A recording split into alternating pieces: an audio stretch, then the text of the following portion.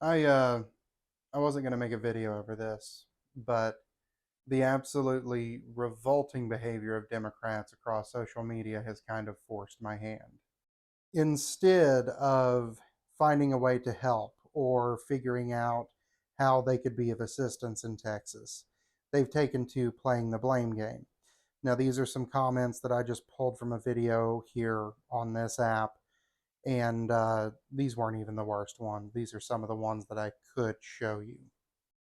They've gone directly into playing the blame game for an act of God, essentially.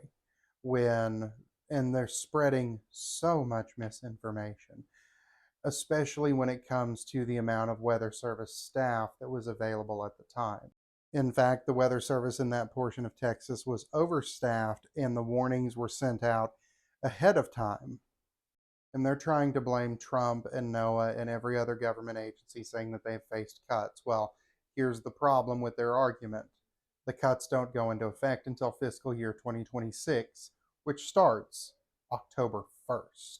So they are still funded at the last level that they were funded under Joe Biden.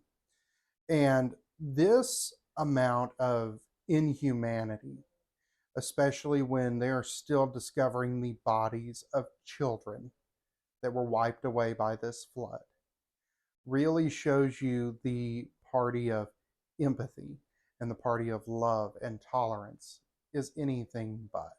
And I'm not trying to make this political. I am trying to call out the people that are making this political, because unfortunately it's probably about to get worse.